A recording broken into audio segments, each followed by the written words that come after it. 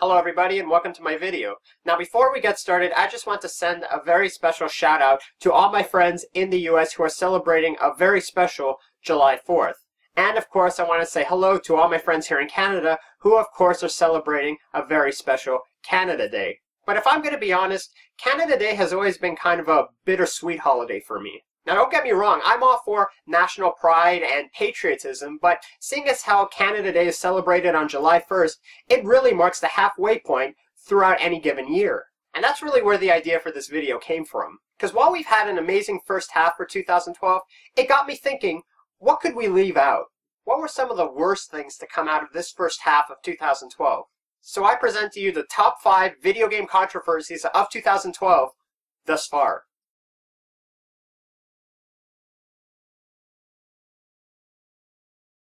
Now coming in at number 5 is BIOSHOCK Infinite gets delayed. Now I know what you're saying, I'm a BIOSHOCK fanboy and I've already touched upon this topic before. And to be honest, I had a lot of reservations about putting this on the list, seeing as how it's not really a controversy. And by the way, if you haven't seen my video on the BIOSHOCK Infinite delay, I'm going to put a link in the corner right here, and it explains in further detail why fans are just so upset that this particular game got delayed. Now for the sake of time, I'm going to give you the Cole's Notes version of this. While BIOSHOCK Infinite was set to be released in 2012, there really was no hard set release date for the game.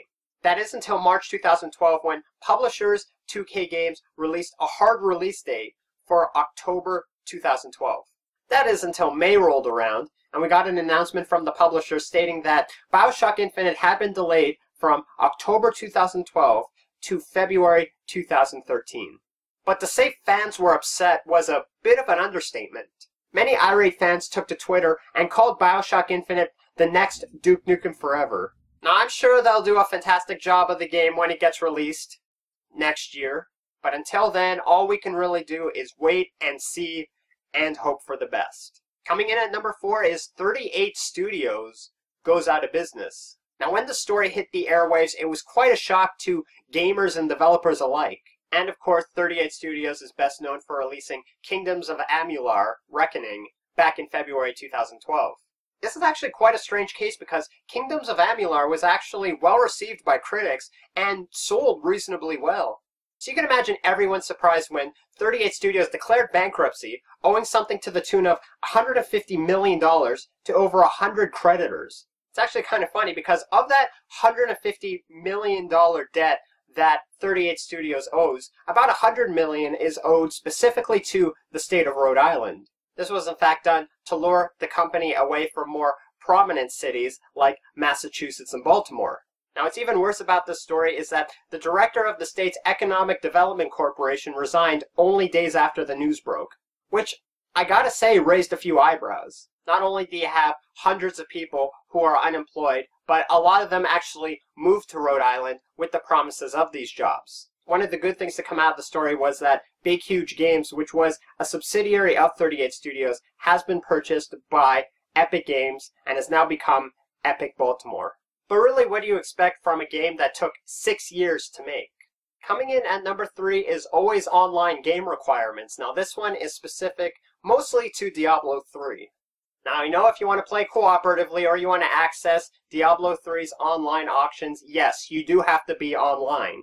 I think what pissed off a lot of people about this game was that even if you played a single-player solo campaign that had none of the cooperative missions, that had none of the online auctions, you still had to have a valid internet connection in order to play it. Now, of course, the guys at Blizzard Entertainment in all their infinite wisdom will tell you that having a secure internet minimizes piracy as well as hacking. But many people thought this was a cheap tactic to get more people to use their social network, otherwise known as Battle.net. I think Diablo 3 sets a dangerous precedent going forward in gaming. If I want to play a solo game on my computer, why the hell would I need an internet connection? And it really didn't help Blizzard Entertainment that the fact that just after the game was released, gamers couldn't log in because the authentication servers were overloaded. Honestly, this is why I stick to consoles. Coming in at number 2 is CAPCOM'S on-disc DLC. And this really came to a head with the game Street Fighter vs. Tekken, where a large amount of the hidden content was supposed to be unlocked at a later date through for-pay downloadable content. In fact, these supposed hidden characters that were on the PlayStation console version of the game were actually available right at the get-go on the PlayStation Vita version.